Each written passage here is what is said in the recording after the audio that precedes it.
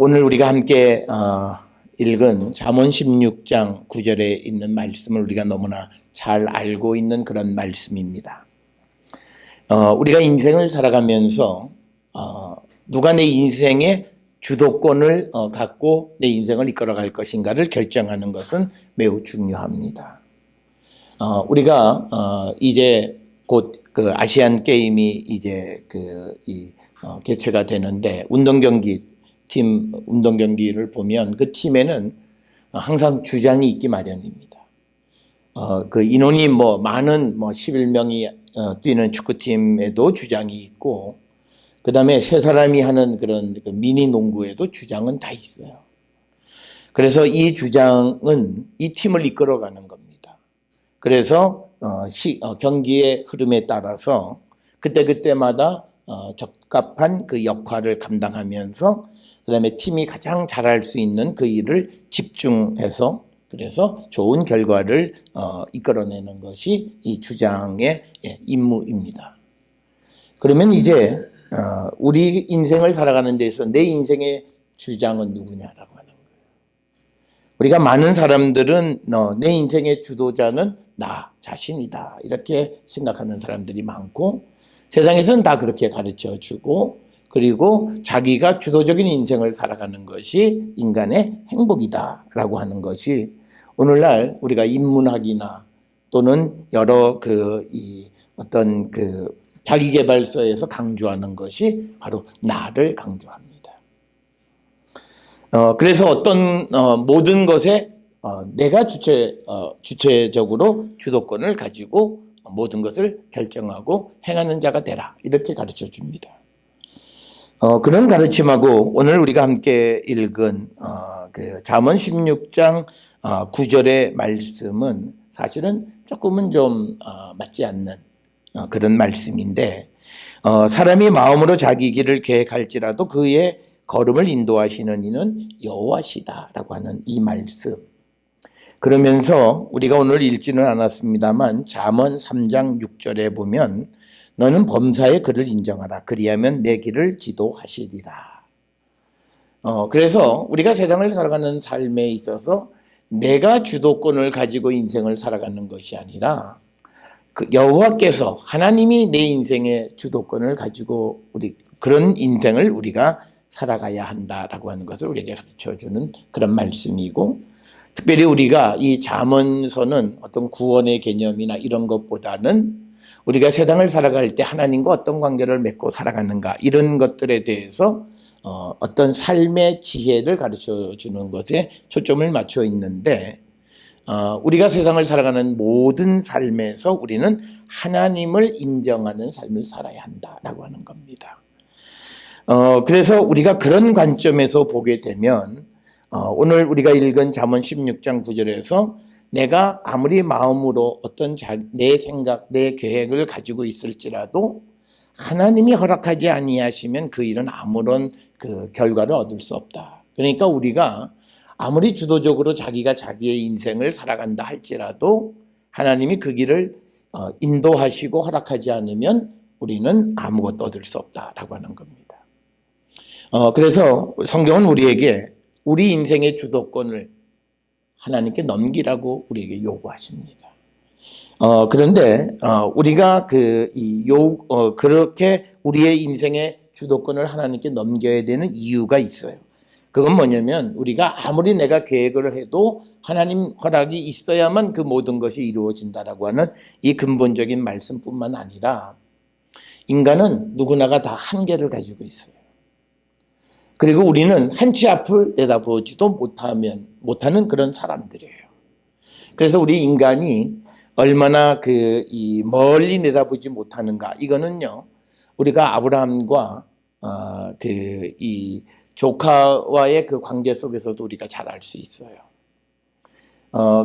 이제 서로 땅을 나누어 가질 때 그냥 당장 눈앞에 좋은 소돔 땅, 소알 땅을 택했습니다. 그런데 그곳은 곧 하나님의 심판이 임하는 곳이에요. 그러니까 인간의 결정은 다 그런 거라는 거죠.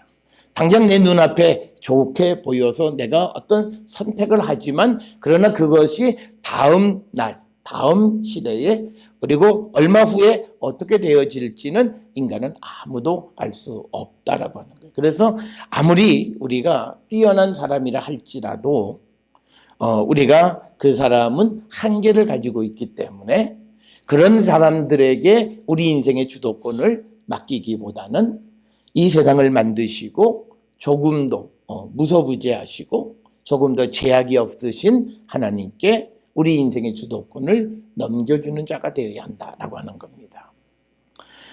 우리가 우리 한국에 먹여 살리는 기업이 어떤 기업이 핸드폰을 장사를 해서 많이 번다 이렇게 얘기를 하는데 오늘 기사를 보면요.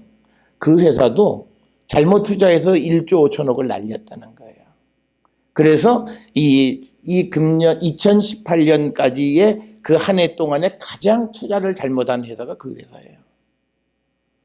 그러니까 뭐냐면 한쪽 면에서는 잘하는 것 같지만 한쪽 면에서는 부실하고 제대로 되지 못한 투자로 큰 손실을 입는 것이 이 사람이 살아가는 세상이라는 거예요. 그렇기 때문에 오늘 우리에게 주시는 이 말씀은 우리의 인생을 근본적으로 이끌어 가시는 분은 하나님이셔야 된다라고 하는 거예요. 우리가 사람은요, 계획은 얼마든지 잘 세울 수 있어요. 마치 우리가 중고등학교 때 방학하면 계획표를 쫙 세워서 여기다 딱 붙여놔요.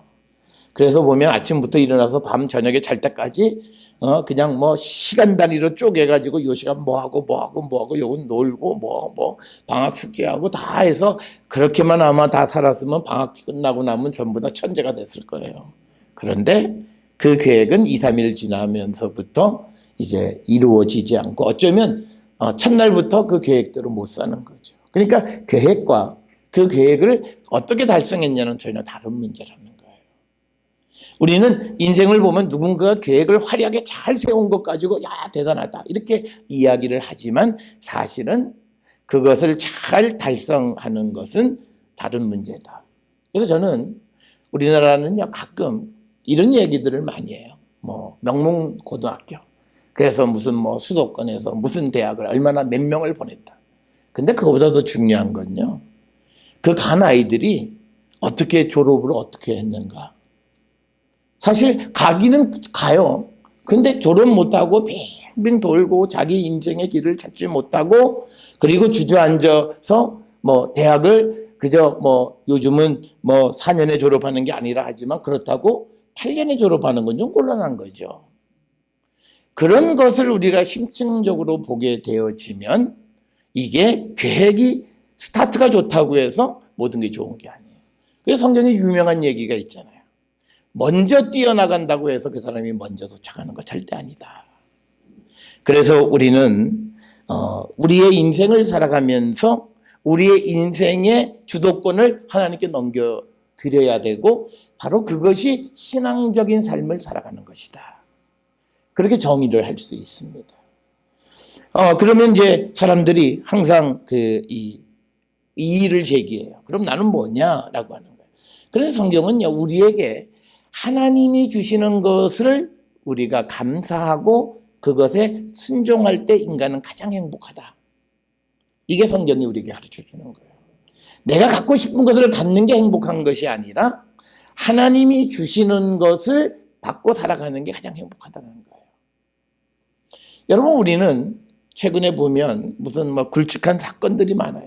그 사람들은 다 뭐예요? 자기가 갖고 싶은 일을 행해서 그것 때문에 세상에서 가장 큰 망신을 사거나 아니면 인생이 끝나는 경우들을 보는 거예요. 그러니까 내가 원하는 일을 하는 것이 행복한 삶이 아니라는 거예요. 그 순간에는 그게 가장 좋고 그게 참 부러운 삶인 것 같았지만 결국은 우리 인생은 그렇게 되어지는 것이 아니라 끝까지 우리가 살아가는 삶이 어떻게 살아가는가 궁극적으로 우리가 원하는 것이 아니라 하나님이 우리에게 주신 그 삶을 살아가는 것이 가장 행복한 삶이다. 그래서 우리는요 우리의 인생을 하나님께 맡겨도 아무 문제가 없어요. 왜냐하면 예수님은 우리의 선한 목자세요. 여러분 우리가 잘 아는 요한복음 10장 7절부터 18절에 보면 선한 목자이신 예수님에 대해서 이야기하는데 그 예수님은요 양을 위해서 목숨을 버리세요. 여러분, 우리가 자기가 인생에 어떤 계획을 세우고 그것을 위해서 목숨 버리는 사람 잘 없어요. 실패하면 그냥 엎어버리고 다시 시작하는 거죠. 그런데 우리가 우리의 인생의 주도권을 넘겨드리는 그 예수님은 우리의 주도권을 딱 잡으시면 우리를 위해서 당신의 목숨까지도 내놓으시는 분이시다라고 하는 거예요. 그래서 우리에게 가장 좋은 것으로 우리에게 공급해 주시는 분이 예수 그리스도시다는 거죠. 그렇기 때문에 우리는 하나님이 주도하는 인생을 살아갈 때 우리의 인생은 가장 행복한 그런 때를 우리는 살아갈 수 있다라고 하는 것이 성경의 가르침이에요. 그래서 때로는요, 하나님 어떤 분이시냐? 우리가 에베소서 3장 20절에 보면 하나님은 우리가 구하거나 생각하는 모든 것에 넘치도록 능하게 주시는 분이에요. 그러니까 뭐냐면 내가 계획했던 것보다도 필요하면 더 주실 수 있는 분이에요. 그래서 사람이라고 하는 것은 그렇지가 않아요. 계획한 것이 있으면 거기서 멈춰서요. 임계점에 오면 그 선에서 뭐 조금 덜 하는 건 있지만 대략 그 부분에서 멈춰요. 그런데 하나님은 그게 아니세요. 우리가 구하거나 또는 우리가 생각하는 그것보다도 우리에게 더 넘치도록 우리에게 주실 수 있는 분이 하나님이세요. 그러니까 이건 뭐냐면요, 예를 들어 우리가 세상을 살아가면서 내가 인생의 계획을 잘못 생각할지라도 주님은 우리의 삶에 필요를 공급해 주시고 그 부족을 채워주실 수 있는 분이시다라는 거예요. 그러니까 자발적으로 우리의 인생이 온전해지고 그리고 그 인생의 목표를 향해 갈 수 있도록 부족함 없이 우리를 이끌어 가시는 그분에게 우리 인생의 주도권을 넘기는 자가 되어야 한다라고 하는 겁니다. 그래서 우리가 이 세상을 우리가 살아가는 데 있어서 지금 우리가 항상 그 가장 큰 문제는요, 지금 모든 시대의 모든 곳에서 극단적 이기주의가 문제는 뭐냐면 자기중심이잖아요. 내 인생 간섭하지 마. 이게 우리가 한마디로 세대 간의 갈등이 생기는 거고, 그 다음에 우리 가정 간섭하지 마 하는 가족 이기주의에서 생겨나는 문제고, 개교의 중심주의도 그래. 우리 교회 간섭하지 마라고 하는 거기에서부터 생겨나서 결국은 불법도 저지르게 되는 거고요. 그리고 국가 이기주의도 마찬가지예요. 그래서 요즘 우리가 보면 미국이라는 나라가 항상 옳은 것만은 아니잖아요. 자기 이익을 위해서 자기의 권력을 통해서 다른 나라들을 괴롭혀서 터키도 그렇고 중국도 그렇고 세계가 휘청휘청하게 만들어가는 그건 극단적 이기주의의 결과인 거예요. 그래서 우리가 이렇게 자기중심적인 삶을 살아갈 때는 항상 사회적인 세계적인 문제가 발생할 수밖에 없다라고 하는 겁니다. 그래서 우리가 정말 하나님이 우리에게 원하시는 삶을 살아가려면 하나님이 주도권을 쥐고 살아가는 인생, 그것은 하나님이 주신 것을 감사해야 된다. 전에도 한번 말씀을 드렸습니다. 이스라엘 백성들이 가나안 땅을 젖과 꿀이 흐르는 땅으로 고백합니다. 그들이요, 그 땅이 젖과 꿀이 흐른다고 믿은 사람은 아무도 없어요. 그렇지만 그 땅을 하나님이 우리에게 선물로 주셨기 때문에 그들은 그 땅이 가장 귀하다고 그것을 받아들이는 거예요. 그러니까 우리가 살아가는 이 시대 속에서도요, 우리에게 주어진 환경을 하나님 주신 것으로 받고 살아가면 어디든지 그곳은 천국이 될 수 있어요. 그리고 어디서든지 하나님의 능력은 우리에게 나타나는 거예요. 그래서 우리가 그런 삶을 살아갈 수 있으려면 우리 인생의 주도권은 하나님이 갖고 계셔야 돼요. 우리가 갖고 있으면 항상 우리는 탐욕스럽고 남하고 경쟁적인 삶에서 이기려고 하고, 그리고 욕심을 우리가 포기하지 못하는 그런 우리가 이기적인 삶을 살아갈 수밖에 없는 겁니다. 그래서 오늘 주시는 이 잠언 16장 9절에 있는 말씀에 사람이 마음으로 자기의 길을 계획할지라도 그의 걸음을 인도하시는 이는 여호와시다. 이 우리의 인생을 완성시켜 주시는 이 주님에게 우리의 모든 삶의 주도권을 우리가 넘겨드리는, 그래서 모든 부분에서 하나님을 인정하며 살아가는 그런 성도들이 되어서, 비록 지금은요 어렵고 힘든 것 같지만 하나님의 계획이 있으세요.